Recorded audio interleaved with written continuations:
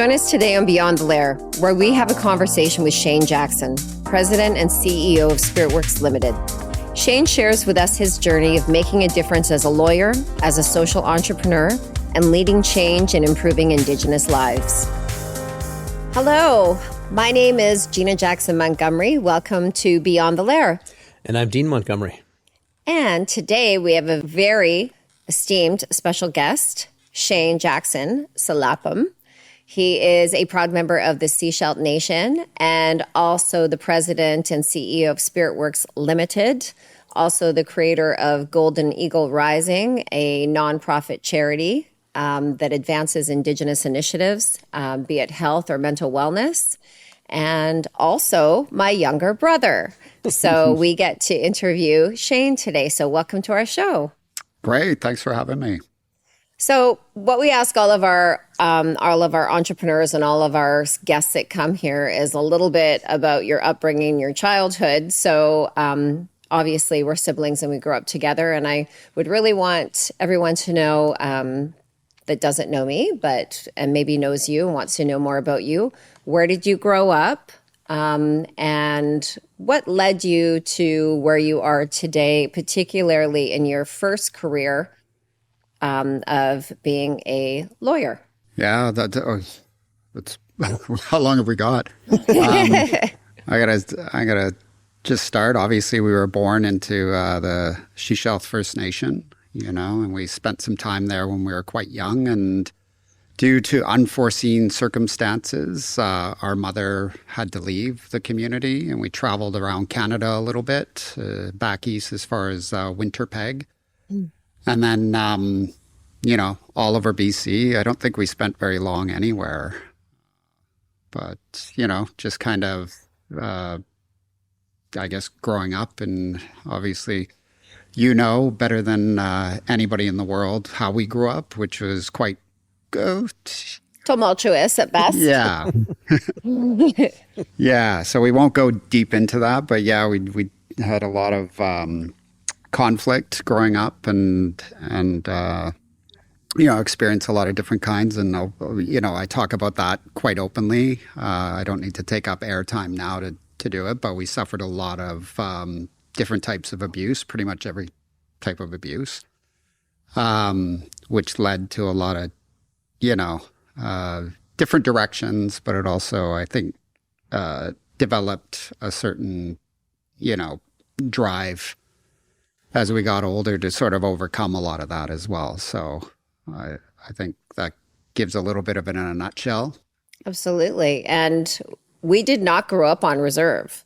So maybe you can tell our audience about what it's like, because I know my perspective of not growing up on reserve, not because of unforeseen circumstances, residual effects of residential school, domestic abuse, et cetera, that were in our lives, but going back to the community. So we grew up off of reserve, and as Shain mentioned, we didn't stay in many places long. Grew up most of our life on Vancouver Island. But what we did do is we became more resilient for sure. But we met our dad for the first time. I did when I was 17 years old. We left when I was 3 and Shain was 2. But can you explain getting introduced back into our Indigenous culture from when we were away so long, and how we were received back into our community and how influential it is in our lives today? Yeah. I mean, certainly not, being closely connected to the community obviously had certain effects on us. I'll always put my hands up to our mom, because not only, did we go back to our community from time to time and, got to know some of our relatives who unfortunately was not our father. She used to go back into our community when he wasn't around.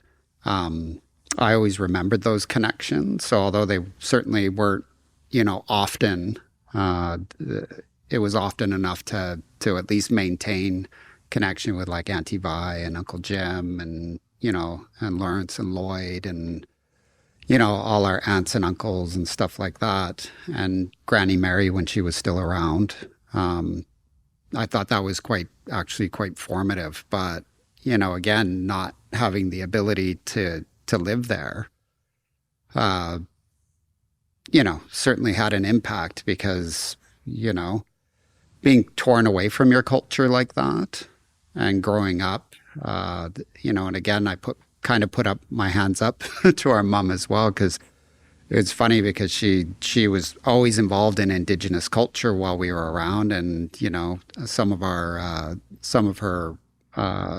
boyfriends were Indigenous as well. So it was nice to have that connection.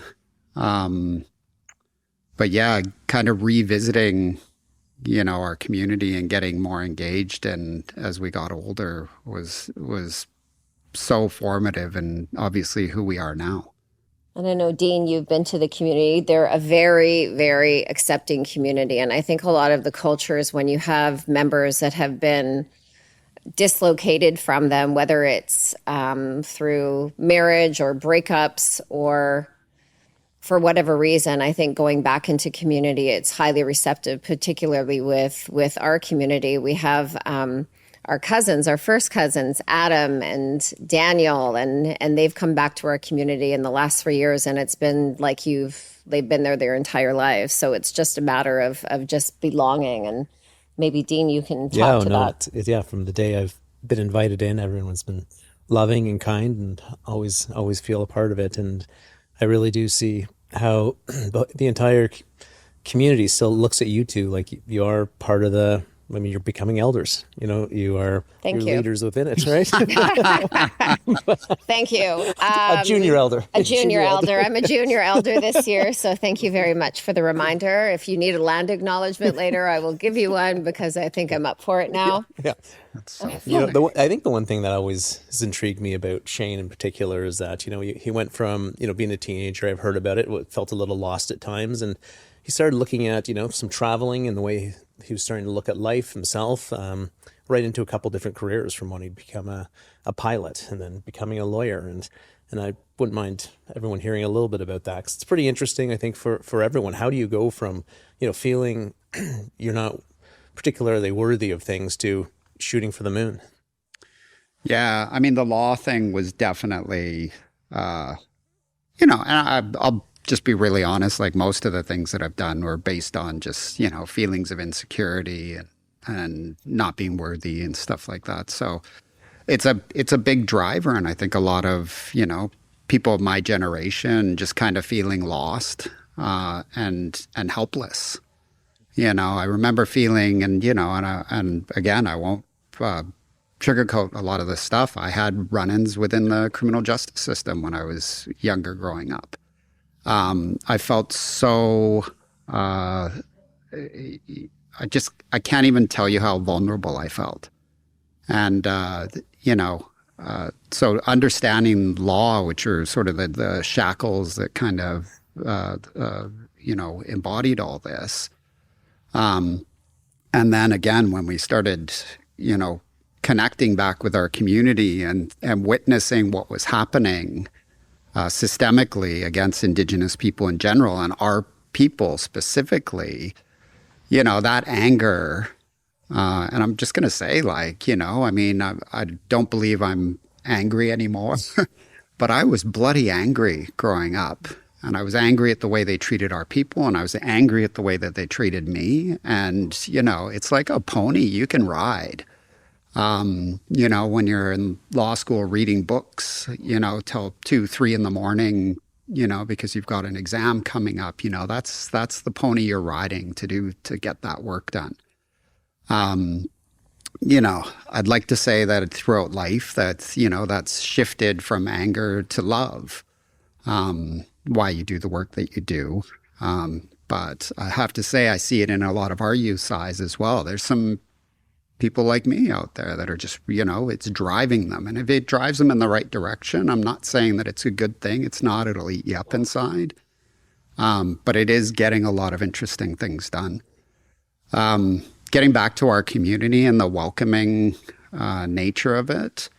Our elders are the most beautiful and I can't compare to other communities because I don't know enough elders from a lot of other communities. I know quite a few from Squamish, but they really are. They're just, as soon as they, we kind of went back in our late teens and early 20s, immediately accepted, obviously amongst our own family, but the wider community at large.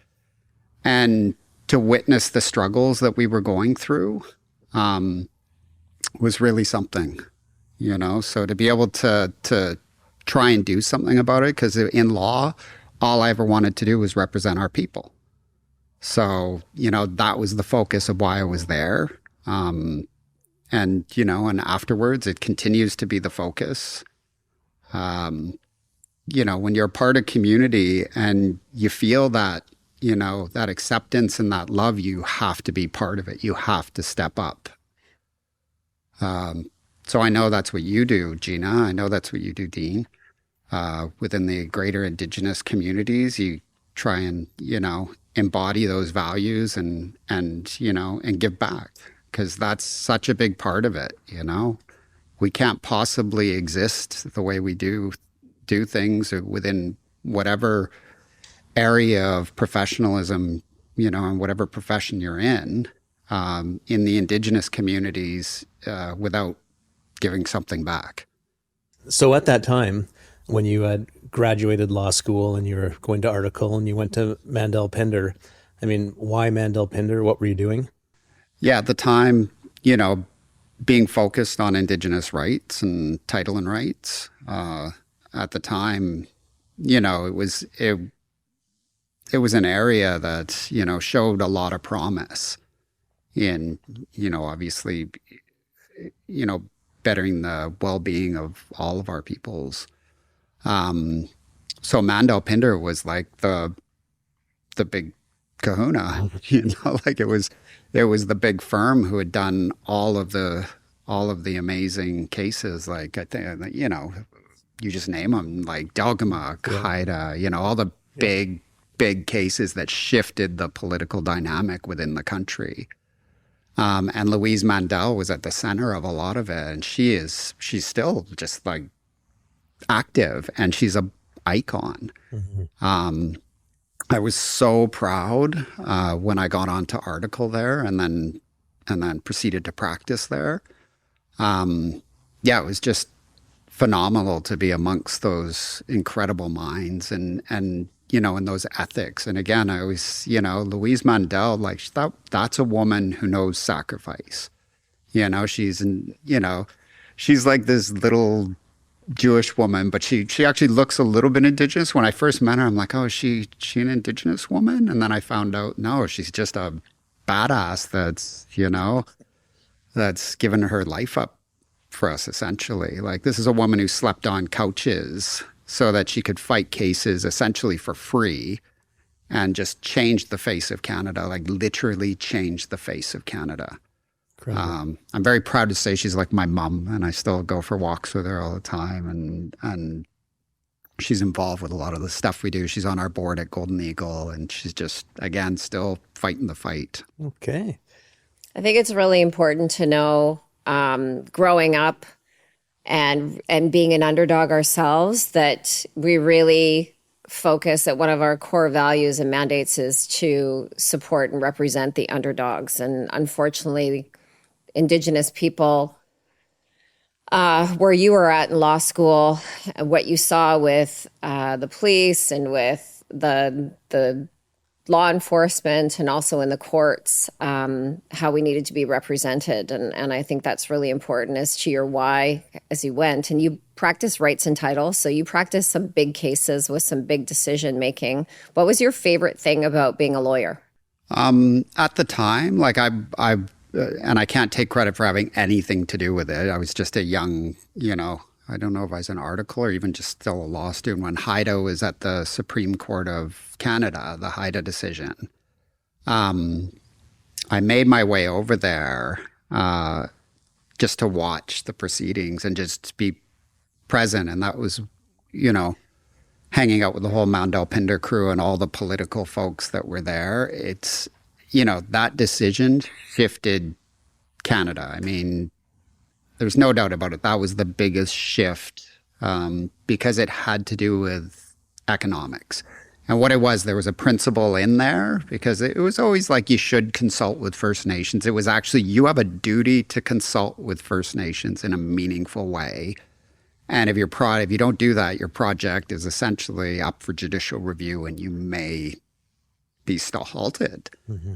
And that's when I started really practicing law. So at the time, it was, and I'll say it openly, like it was a playground.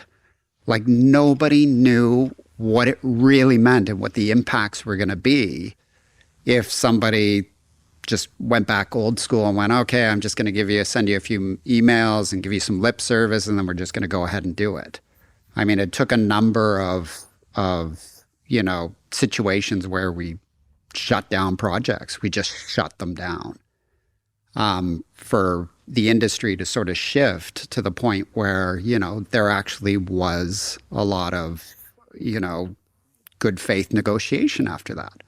So, I mean, at the time, especially being a young lawyer, to be sat across from some, Queen's Counsel, stale, pale, yeah, that's been in the game so long, but not wanting to see the shift in what was happening. And you're trying to tell them, well, you can't do that. And they're like, oh, we've been doing it this way forever. And, listen, young stuff. And then to shift some of these, it's like stopping freight trains, some of these situations. But we had the backup. We had the political backup. You had the geography, right? Yeah. And, so, I mean, that's changed so dramatically since then. I look at our nation as well. I mean, we're just celebrating our second foundation agreement, which gives us just amazing, Sechelt First Nation, it just gives us amazing rights on the land. A lot of revenue sharing, a lot of just collaboration, and the way that things should be. Well, that's as a result of those times. Just to be a little cog in that wheel, in that machine, at the time was really quite inspiring. I think that it's so interesting to hear the background of that and the history of it, because being from an industry where we talk about procurement and we talk about authentic consultation and not checking the box, and now it's mandated that you can't just go into a community and build a pipeline. You can't go into a community and build a railroad and just say, well, we're doing it anyway, which is the way that it used to be, and give the information to a lot of our listeners here are in industry. They're with organizations. And it's interesting to note that kind of history. So if you look up the Haida case, what year was that? Oh God, was it 2004, I think? Yeah. Yeah, if you take a look at the history of why we do the things that we do and all of the work that went with it, and I believe Louise Mandel came out of retirement to finish an agreement with Haida, did she not? You bet, yeah. I think she was working on one where the government actually recognized Haida title to their lands. This is huge, and it's just groundbreaking. And again, you're looking at other colonial nations that are kind of waiting in the wings as well for their turn. I mean, we've always been ahead of the game.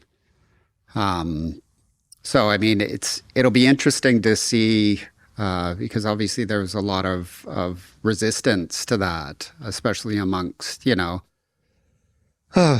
more conservative and right-wing views.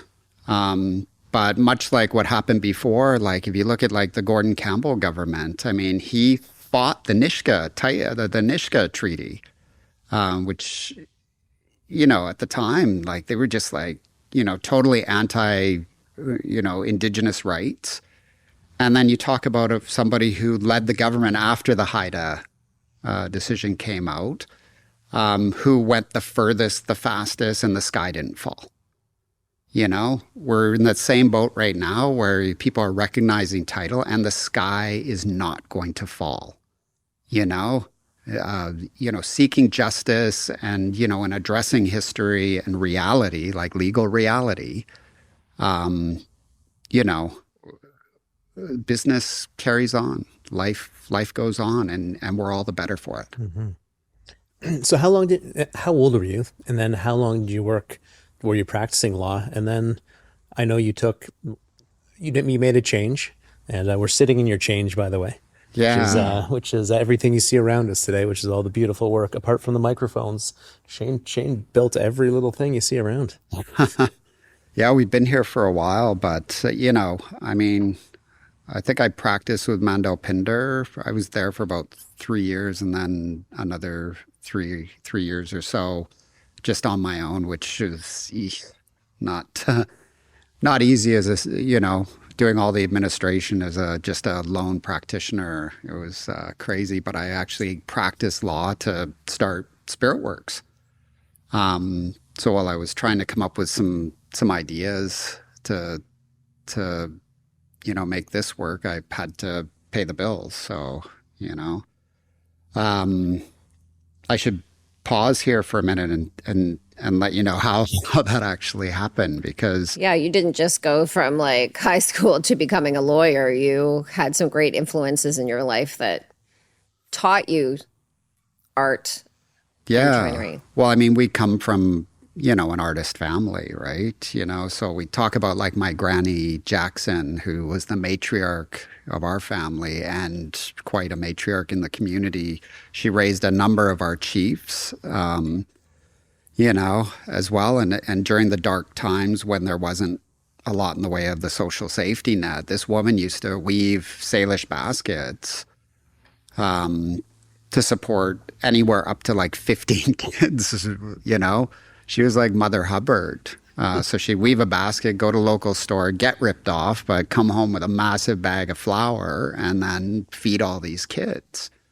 So again, just like, I can appreciate the economic side of artwork, and it's really important to our artists that we do it. But even more so, I'll tell you a story about how I came upon quite an epiphany and cathartic, sense of a new belonging. I used to go home to Sechelt like on the weekends, go stay with my dad. And every Friday night they used to have bingo. So I'd finish work and then I'd head over there. I make it just in time to have bingo. Go to bingo. And it's just like, how stereotypical. But you see all your favorite elders and the community it's like a place that you kind of gather and stuff. So I go in, and I'm sitting there and I'm sitting next to, I can't remember who, but everybody's got one. It's the one that has like, 100 cards in front of her. She's like dabbing all her cards with her little dauber, and then you've got like your 12 cards or whatever, or 10 cards, and she's like finished her cards, and she looks over at you and she dabs one of the numbers that you missed. Anyways, I'm hanging out with her, and I hear from a couple tables away, "Hey, smart guy." And I look over, and it's Gilbert Joe from our community, one of the Joes, and he's a storyteller, and he's a really respected elder, and he's like, and I hear he's like, "Hey, smart guy." If an elder calls you smart guy, he doesn't think you're smart. He's like, kind of come over, he motions me over. So I go and sit with him, and he's like, "So you're a big shot lawyer now?" He's like, I think that you think that your law is better than our law, meaning our colonial non-Indigenous law. And I look at him, I'm like, I didn't know we had law. what are you talking to? He's like, "Tell me about your law." And I'm like, "Well, what do you want to know?" And he's like, "Well, just tell me about what it's all about." And I'm like, "I don't know. It's like there's common law and civil law." And it's like, "Oh, well, tell me about this common law." And I'm like, "Okay, well, in Canada, there's two parties in a dispute, whether it's the Crown and accused in a criminal matter, or, two private parties in a civil matter. And they go in front of a judge. and they tell their story, and in that judge's his or hers infinite wisdom, they come up with, a solution that becomes a principle, or, they look back to a similar story and they divine a principle out of, old text, and that, that becomes common law. So it's just, he's like, okay, I got you. So he tells me a story, and this was one of our Chaskin or our Golden Eagle stories. And, and I think it was the way that we built the longhouse or something. But anyways, he tells me this story, and it's got, all this great stuff in it. And he's like, so you're telling me that your law is principles that your people, meaning our, non-Indigenous people, your people live by as law, and they're based on stories. Anyways, so he's like, I just told you a story. And he starts listing off all the principles, reciprocity, all these like amazing principles that came out of that story. He goes, those are our laws, and that's our story. So what's the difference? And Gina and I, on our non-Indigenous side, we had a grandfather who was like, he was I think it'd be an understatement to say he was a bit of a bigot. I thought he was a very smart man, but he was just so bigoted. And to be quite honest, that was one of the things that pushed me into law, as well as arguing and debating with this fella, essentially for my, justifying my own existence, on my Indigenous side. So he always used to say, your people didn't even have a written language. And I'm so bloody embarrassed to this day, but I'll, out of humility, I'll still say it. That came out of my mouth with Gilbert Joe. And he's like, what's the difference between your law and our law? And I said, the non-Indigenous law it's written down. We don't have a written language. And that was my rebuttal to that. And he just kind of smirked at me. And he starts pointing around our band hall at all the artwork. And, and I look around, and it just never dawned on me. And coming from a family of artists as well, our history, our worldview, our culture and our laws are all codified in the artwork.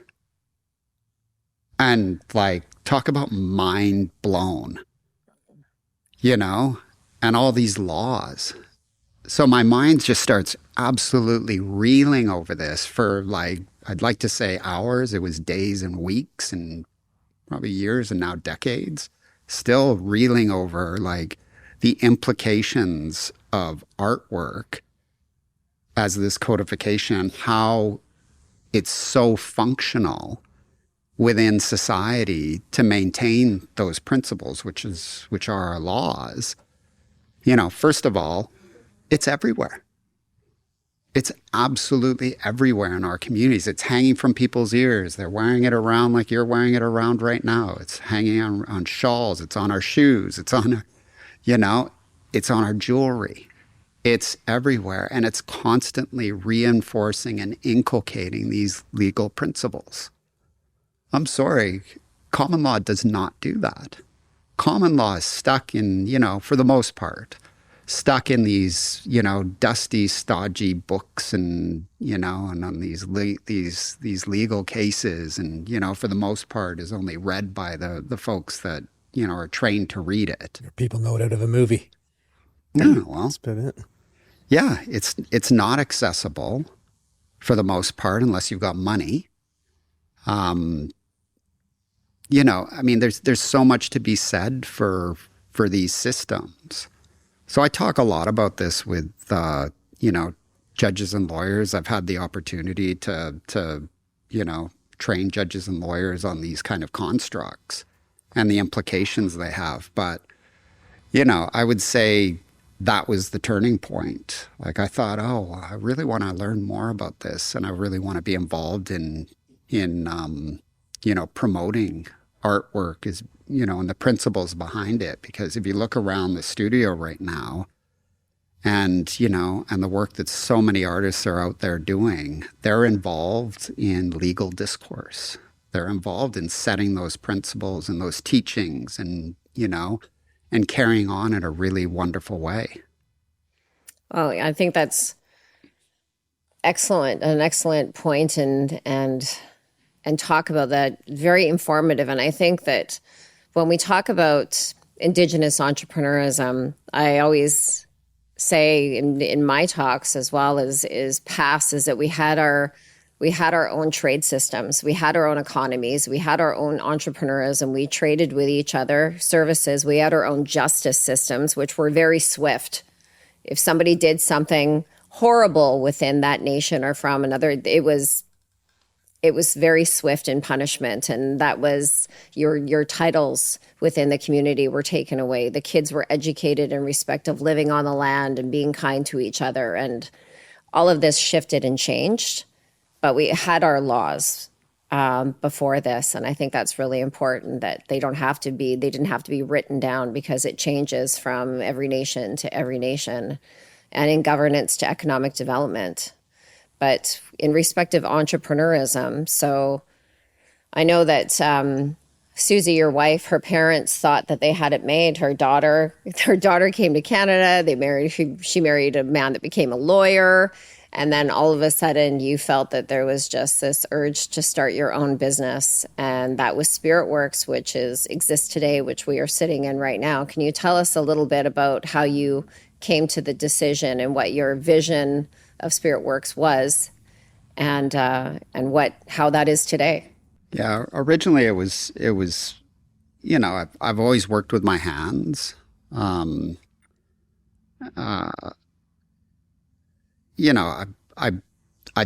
kind of liked being a lawyer, but to be honestly, I couldn't be stuck in an office. It really kind of made me insane.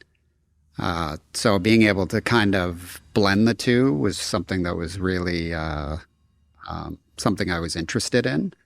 And I've always loved building things.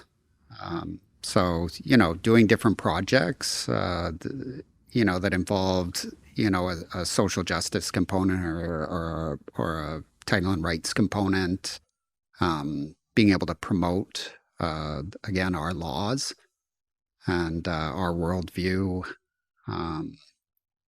in a meaningful way was always really important. So it's always a balance with the business between obviously trying to prosper. And we did not prosper for, it's still up for debate whether or not we're prospering, but we enjoy what we do. You prosper.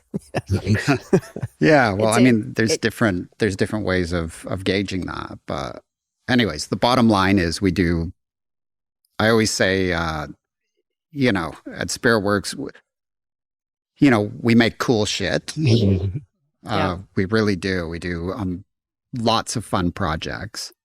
What did you start out with, though? I remember from the very humble beginnings, this wasn't this business where you do all of these monuments and art installations. You started out with just doing bentwood boxes, which maybe you can explain to our audience what it is, because we're not just a Coast Salish audience that's here.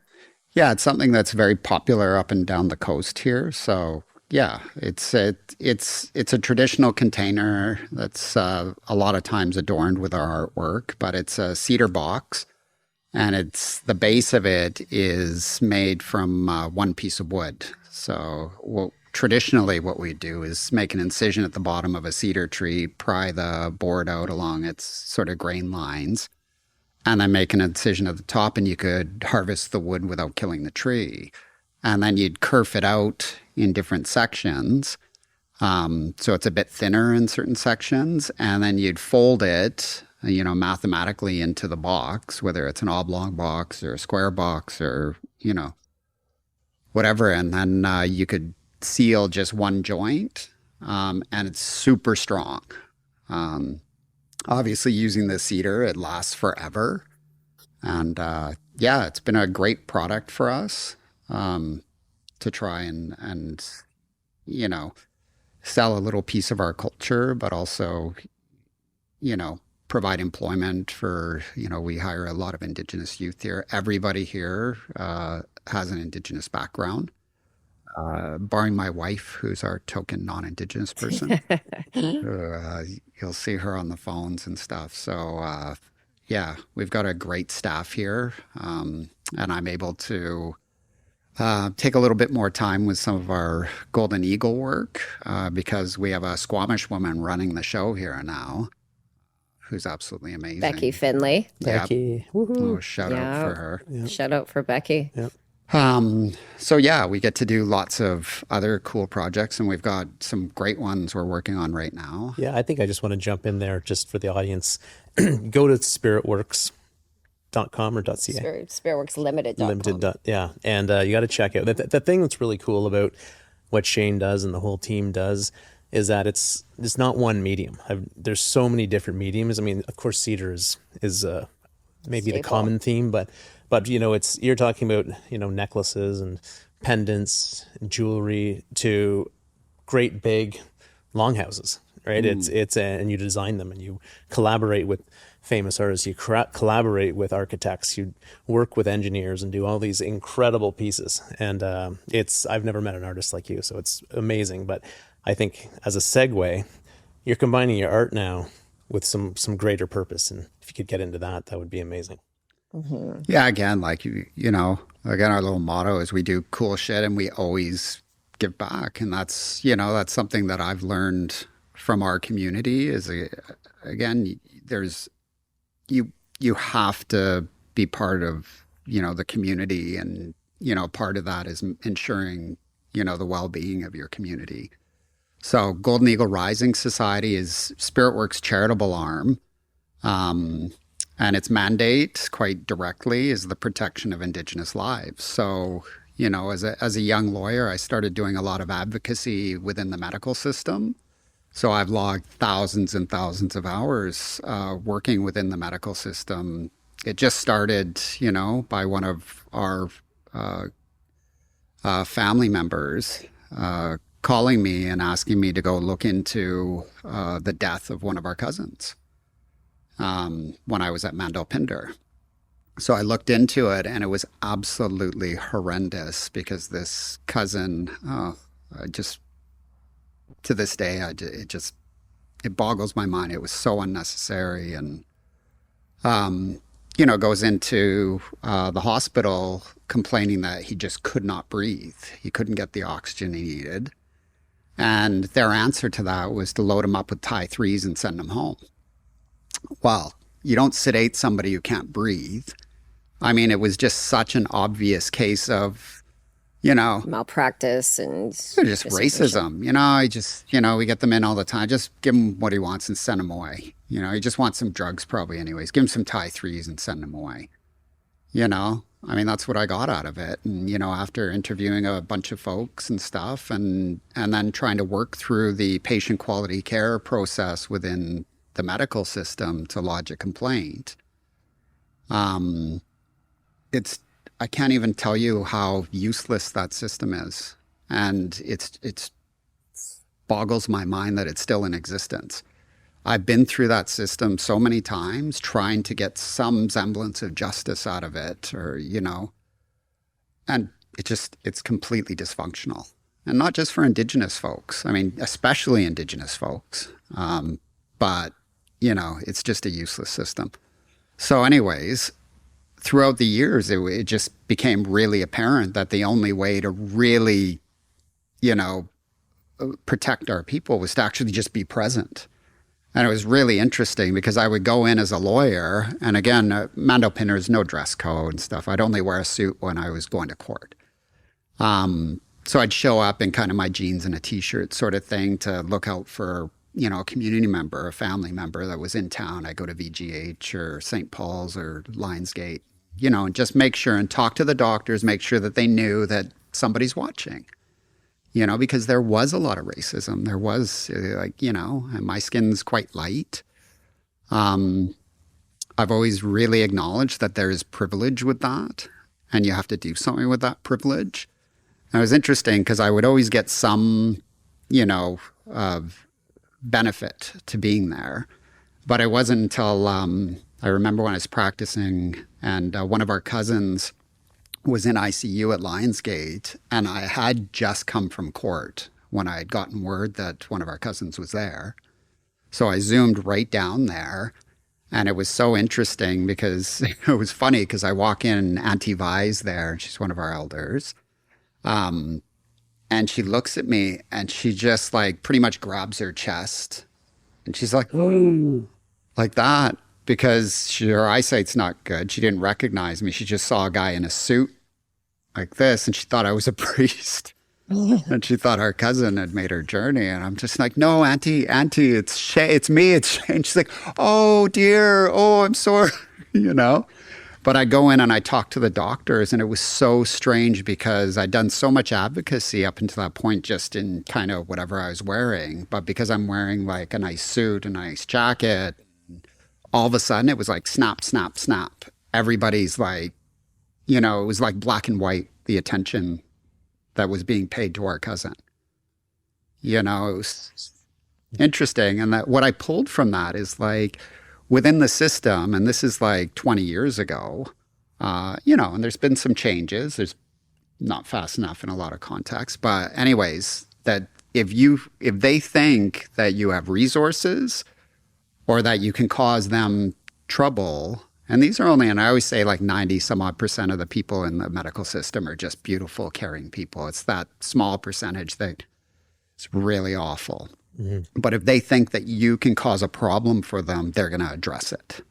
So that was a big shift. But I, in all the work that I've done, and we brought in volunteers with Golden Eagle, I mean, you can't be present all the time. There has to be some systemic shifts, or you have to address that. So anyways, we started developing what we thought would be a good answer, which is these Indigenous-led primary care clinics right beside the hospital, whose doctors have privileges within that hospital, and to build that connection between these clinics and the hospitals. So we did start the work to build one of these beside Sechelt Hospital. And Vancouver Coastal Health began discussions with us to be able to develop a clinic. So we wanted to develop an environmentally friendly, cultural, I mean, if anybody wants to go look at the plans for this clinic, it's on our website. Just go to goldeneaglerising.org. Have a look at the plans. You know, this is from our people. This is like, we've got 3 of our chiefs on our elders committee that have developed this, 2 of our matriarchs, you know, tons of engagement with our community to develop what we think would you know, fit the bill for a Sechelt vision of healthcare. And it's right beside the hospital so that we can protect our people and ensure safety within the hospital. And I believe it was the land of the hospital was bought for $1 from... Donated. Was it donated? Yeah. Well, this is the interesting thing is I think this is a unique set of circumstances because 60 years ago, we just celebrated the 60th anniversary where our nation had gifted the land for the hospital campus on the condition that we would always have a place in that hospital. While we know that that's a bit of a spurious, you know, commitment because it wasn't really lived up to.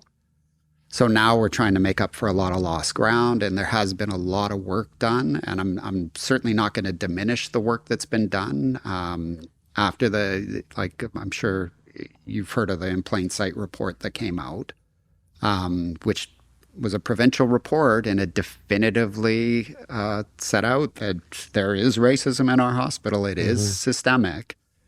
You know, there's been a lot of good work that people have put into things, but you know, I'm a big fan of the operational reality. You know, there still is lots of issues in our hospitals. We need to be present. You know, having these clinics beside hospitals, having that connection, whether it's for professional development or a complaints process or something that's you know, related to the clinic, that's within an operational reality that would shift things dramatically. And I think not only when you designed the clinic, of course, it was cultural longhouse style, so that it was culturally welcoming to our people and Indigenous people. But when you walk in, what is the first thing that they see? Who are the doctors? How can they feel comfortable? Like, it's not just like the actual, there is a cultural component to it, just aesthetically and what have you, but what is the feeling and what is the intention when people walk in? Because I know that many Indigenous people do not go to doctors. They do not go to hospitals. There's a big trust issue, of course, for the reasons that you just stated and reports that you stated, but what is the feeling to be able to go into somewhere where you see Indigenous people from the front triage to the doctors, to the nurses, to somebody that's going to, if your problem is to escort you to the next level and make sure that you're taken care of? Yeah, you bet. I mean, all of this came into account developing this. So we've got this absolute dream team of folks that have been, trying to ensure that this would meet all the specifications of a primary care clinic while being very cultural. And again, I should just back up a little bit and talk just a little bit about the building itself. Mm-hmm. We wanted to do something that was environmentally friendly, that was pretty reasonably quick to put up, of super good quality, and would come in at a lower price so we can get these things moving a little bit quicker. So we designed this building out of SIPS panels, and we actually sold one to the Ucluelet First Nation for half price because they took a chance on our building, which is a very unique style of building. And it just went over so well, and it's exactly what we thought it would be.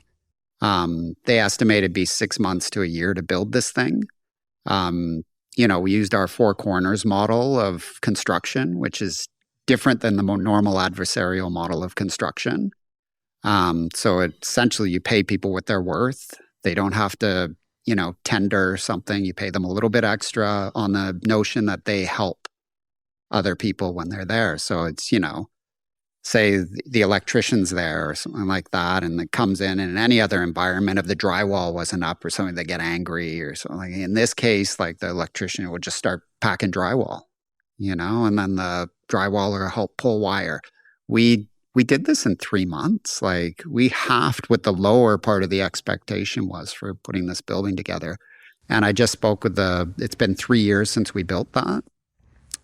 It's still the jewel of their community. Oh, nice. I know that for a fact because we did a kids camp in Ucluelet, and it was beautiful. And we took pictures in front of it, and it's really just the pride of the community and the hub of the community. And I think what's really important too, not only did you pay the tradespeople, but you employed the people within the nation, and those that had skill sets and those that did not, they participated and they learned and they were trained, and you had a creative, beautiful artist do the front of the longhouse, and it was just a community. It just instilled community pride, and it really brings back how we are culturally, where we all come together, and if we have the same vision and the same focus, that we can create something beautiful together. Yeah, and I think one thing to point out, or I would like to point out, is that the amount of time and development that Shain has put into this over, I don't know, it's been 4 years now, I think, that you've been on this project. And these are real hours. This is real money,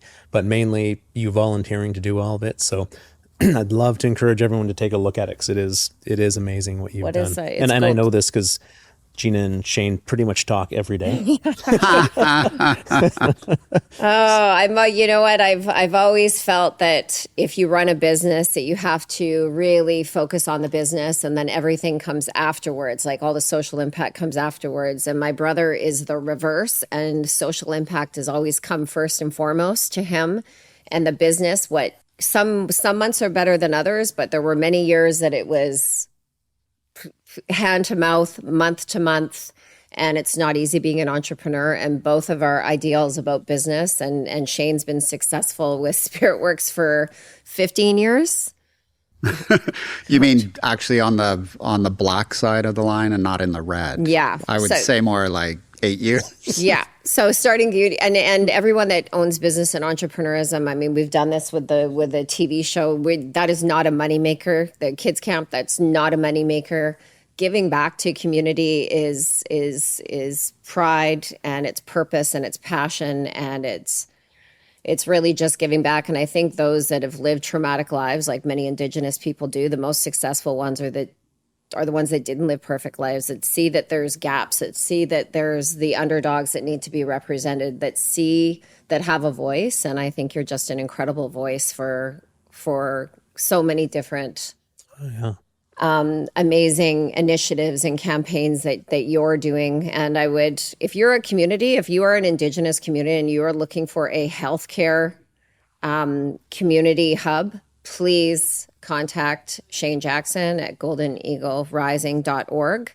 But lastly, I want to talk about, Shain does a lot of corporate gifting for organizations that are here. If you're looking for your procurement and want some corporate gifting, if you are an Indigenous organization and there's March Madness money, corporate gifting and spending money as with Indigenous business, particularly what we're hearing with tariffs and supporting Canadian business, this is one. There's something that's really dear to your heart, and we just recently lost our Auntie Mabel, our Uncle Lloyd, our Uncle Lawrence, and elders are going quickly. And you've come up with a story booth that I just want to talk about last before we close up, because I think this is really dear to our hearts about hearing the stories of those that are teaching us. Yeah, thanks for that, and I'll try and be brief because this is a real meaningful one, especially if anybody sees me on the Facebook, if they see my profile picture, I'm standing with my Auntie Mabel in front of the story booth version 1.0. Which I was told, because it sits in our elders boardroom right now in my community. I've been told it looks like an outhouse. So I made it a little bit shorter and squatter. But I'm stood there in front of her, and I've been in this booth. It's so conducive to conversation. So, just using Auntie Mabel as an example, who was our matriarch and holder of so much knowledge.